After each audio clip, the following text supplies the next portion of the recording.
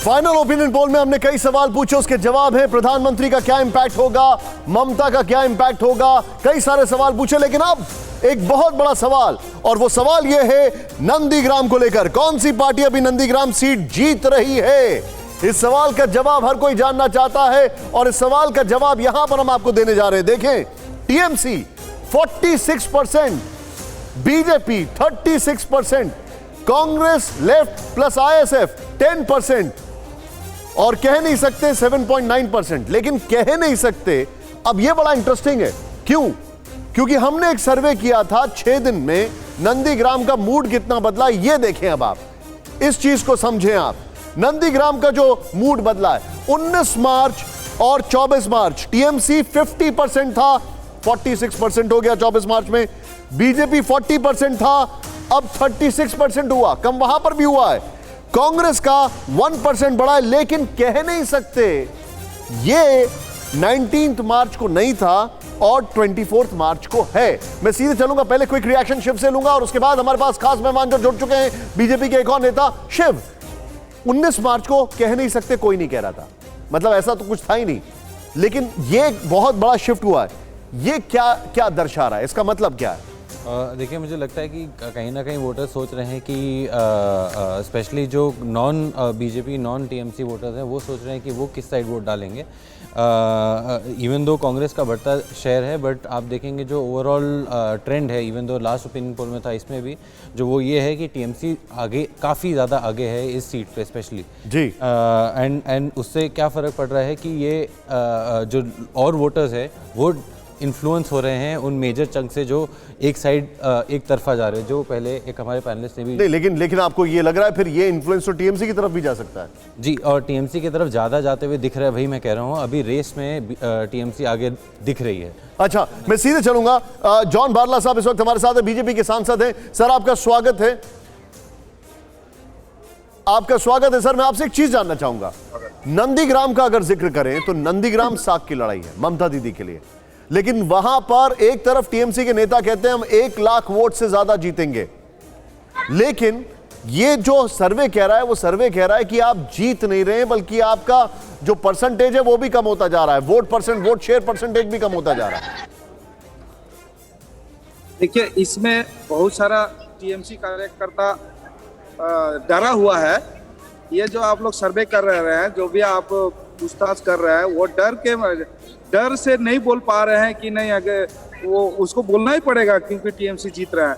आप पूछेंगे तो टीएमसी क्योंकि डरा हुआ है। अगर ये मीडियाबाजी हो जाता है, सोशल मीडिया में आ जाता है, तो वो डर रहा है कहीं हमारे ऊपर कुछ हमला ना हो जाए। अगर कोई काम कर रहा है तो कहीं काम में बाधा ना आए। आज पुलिस प्रशासन भी डरा हुआ है, वो तो अंदर से काम बीजेपी को सपोर्ट कर रहा है बहुत जगह ऐसा, और डर के मारे अभी वो भी खुल के नहीं निकल रहा। वो भी बोल रहा है नहीं, अंदर से तो हम लोग है। इस बार जब हम लोग काउंटिंग 2019 में काउंटिंग जब हुआ, सर एक फर्क है, देखिए अब जॉन साहब, एक फर्क आ गया। 2019 में लेफ्ट और कांग्रेस एक साथ नहीं है, और अब वो एक साथ होने से वो फायदा हर जगह डेंट दे रहे हैं, उसको कोई डिनाई नहीं कर सकता है। अरे 16 में भी तो था कांग्रेस और सीपीएम, तो 2016 में भी था, तो कहाँ परसेंटेज, कौन हिसाब से उनका परसेंटेज है? सर लेकिन 16 में आपका क्या हाल था, ये सबको पता है। आपको पता है 16 में आपका क्या हाल था। प्रधानमंत्री मोदी असम में एक रैली को संबोधित कर रहे हैं, क्विकली वहां पर आपको दिखाते हैं और फिर वापस आ रहे हैं। और अलगाववाद कांग्रेस का ट्रैक रिकॉर्ड है, घुसपैठियों को बढ़ावा देना। कांग्रेस के लिए घुसपैठिए ही सब कुछ है, जबकि हमारे लिए असम के मूल निवासी, यहां की महान जनता का हित, यही हमारे लिए सर्वोपरि है। कांग्रेस लूटने के लिए असम की सत्ता चाहती है, हम असम के लोगों की सेवा करने के लिए दिन रात लगाने को तैयार है। असम के लोगों को पक्के घर मिले, हर घर में गैस हो, हर घर में नल से जल आए, ये हमारी प्राथमिकता है। स्वच्छ भारत अभियान के तहत यहां दरांग में ही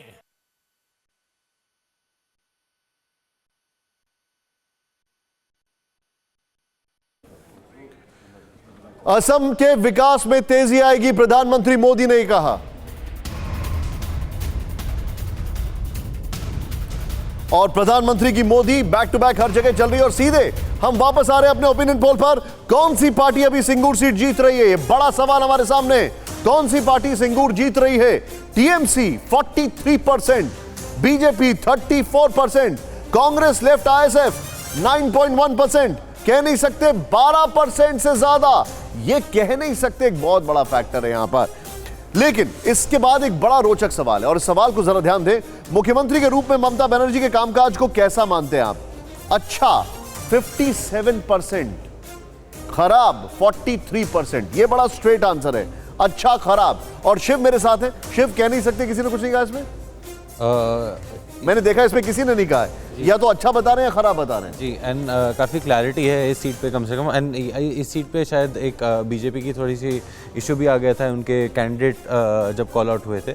आप सिंगूर की बात कर रहे हैं? सिंगूर की। मैं ममता के एज अ चीफ मिनिस्टर की बात कर रहा हूं। तो अगर चीफ मिनिस्टर के तौर पे बात की जाए शिव, तो यहां पर हम देख रहे हैं सीधे कोई ऐसा नहीं है, या तो अच्छा बता रहे हैं या खराब बता रहे हैं, कोई भी ऐसा नहीं है, इन बिटवीन कुछ भी नहीं है। जी जी, एंड काफ़ी आई मीन अगर आप सारे ओपिनियन पोल, सारे कुछ सवाल भी देखे, काफ़ी डिवाइडेड है। जो हमने 2 पॉजिटिव 1 नेगेटिव भी देखे, काफ़ी डिवाइडेड, 50-40 या 57-40, बहुत डिवाइडेड जनता है। ठीक है, अब मैं क्विकली चलूंगा। हमारे साथ जो खास मेहमान यहां पर जुड़े हुए हैं, विकास जी आप टीएमसी से हमारे साथ हैं और समीर आलम साहब कांग्रेस से, मैं उन दोनों के पास आ रहा हूं। विकास जी, विजय मिश्रा जी, जो हम देख रहे हैं वो ये देख रहे हैं, चाहे वो नंदीग्राम की बात हो या सिंगूर की बात हो, ये बात सही है कि आप जीतते हुए दिख रहे हैं वहां पर इस ओपिनियन पोल से।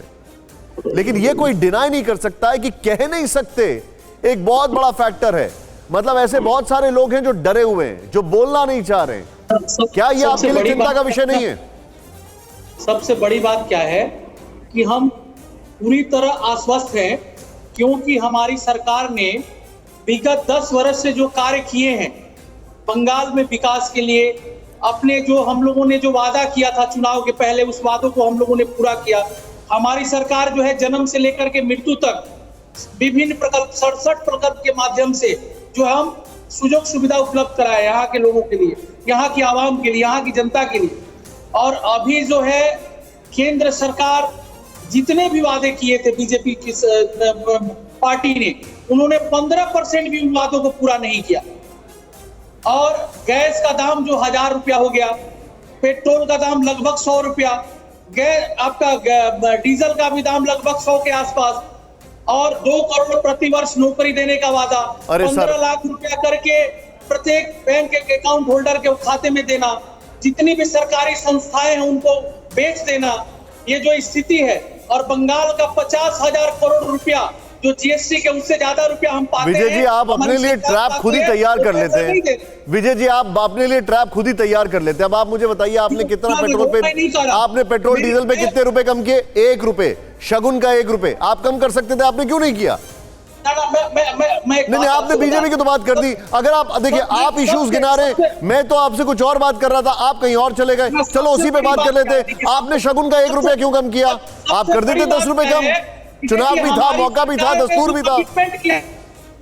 किया है हमने, जो वादा किया था उसको किया है। और अभी जो है हम लोगों में एक कहावत है कि लड़का होगा तो भविष्य में वो पिता को विदेश ले जाएगा घुमाने के लिए, तो ये करेगा वो करेगा, ऐसा ये लोग वादा कर रहे हैं, संकल्प पत्र कर रहे हैं की बात। अरे सर, मैं आपसे, हमारी सरकार ने किया है। मैं आपसे सीधा सीधा सवाल पूछ रहा हूं कि आपके पास मौका था, आपने क्यों नहीं किया? लेकिन 1 मिनट, हमारे पास मौका है अपने दर्शकों को यह बताने का कि ऊपर एक टैली चल रही है। इस टैली को आप देखते रहें, हम बार बार आपको ये टैली दिखा रहे हैं।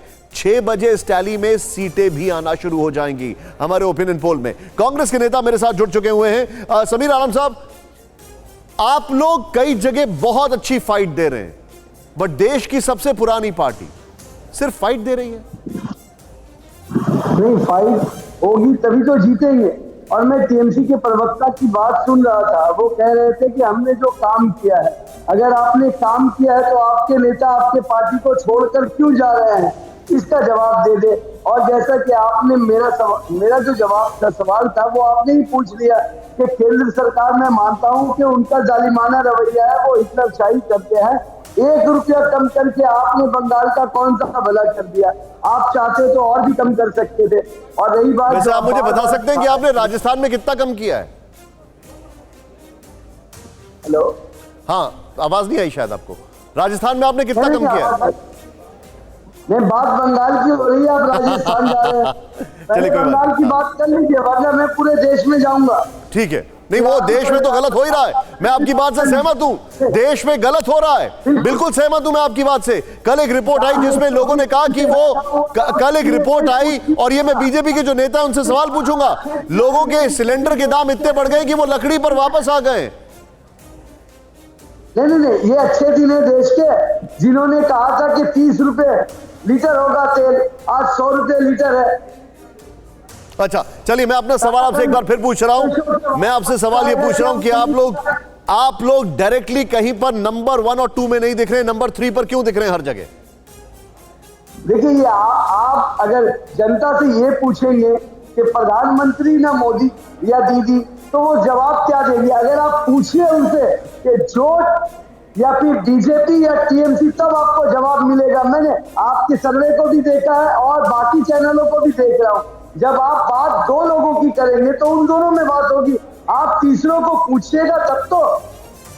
आप सर दिक्कत ये है कि ये बात हम नहीं कर रहे, ये जनता बात कर रही है दो लोगों की, और उसके आंकड़े लोकसभा में भी आपने देख लिए, उसके आंकड़े बिहार में भी आपने देख लिए, उसके आंकड़े आपने पिछले चुनाव में भी देख लिए। एक मिनट राम कृपाल सर, बहुत क्विकली, यहां पर जो मेरा एक सबसे बड़ा सवाल है और जो बड़ा अच्छा सवाल है, बीजेपी जिस तरीके से प्राइस कंट्रोल पर फेल कर गई है, महंगाई पर फेल कर गई है केंद्र में, क्या उसका डायरेक्ट रिफ्लेक्शन बंगाल में नहीं दिखता आपको? देखिए निशांत बाबू, ये महंगाई, बेरोजगारी, मैं करीब 60 साल से हर इलेक्शन में इस मुद्दे को देखता हूँ, कोई नई चीज़ नहीं है। एक बात जो आपने कही, मैं एक बात कह रहा हूँ कि पिछले 10 साल में, 10 साल पहले एक पार्टी 0 थी, 5 साल पहले वो 3 सीटों पर आई, आज वो पार्टी राष्ट्रीय पार्टी 2 राष्ट्रीय पार्टियों को धकेल करके आज बंगाल में चर्चा में है। वो 3 से 30 पे पहुंचती है या 200 पे पहुंचती है, वो अलग की बात है, सब कुछ भी हो। लेकिन आज आप कल्पना कर लीजिए कि आज़ादी के बाद से जो सरकार सबसे ज़्यादा दिनों बंगाल में रही हो, और उसके बाद सीपीएम यानी कांग्रेस और सीपीएम जो रहे हों, आज वो ये नहीं कह पा रहे हैं कि कितनी सीटें उनको है, वो मेजॉरिटी में आ रहे हैं क्या, सरकार के दावेदार हैं क्या। वो नंबर 3 पर, जैसा आप कह रहे थे कि नंबर 3 पे खिसक के 3 और 4 पर कौन कहाँ होगा। जो पार्टी नंबर सिर्फ 3 सीटें थी, आज वो नंबर 2 और नंबर 1 की रेस में है। नंबर 1 होगी या नंबर 2 होगी अलग बात है, लेकिन आज की हकीकत जो बंगाल की है, वहाँ पे टीएमसी बनाम बीजेपी, ये लड़ाई कांग्रेस भी मानती है। देखिए, आप कांग्रेस से पूछिए तो अपनी बात ना करके वो बीजेपी और टीएमसी की बात करने लगे। ठीक है दादा, मैं बहुत क्विकली आपसे एक चीज पूछ रहा हूं, क्या आपको ऐसा नहीं लगता कि इस चुनाव में ममता दीदी पर्सनैलिटी ड्रिवन होती जा रही है, पर्सनल अटैक का जवाब दे रही है, और जो कोर इश्यूज है उसको मिस आउट कर रही है, जो उनके फेवर में हो सकते हैं सेंट्रल की पॉलिसीज में जो चीजें गलती हुई हैं? बहुत क्विकली दादा।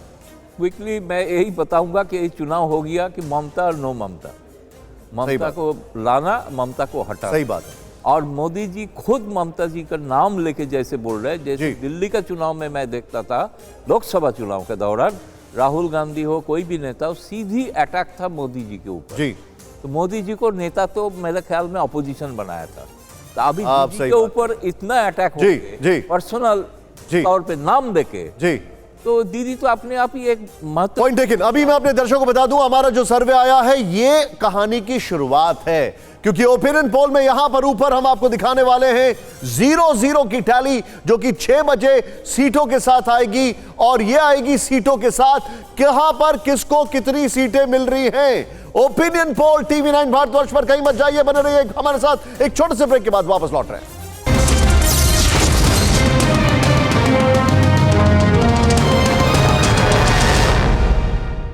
अड़ी सोमवार से शुक्रवार शाम 6 बजे सिर्फ TV9 भारतवर्ष पर।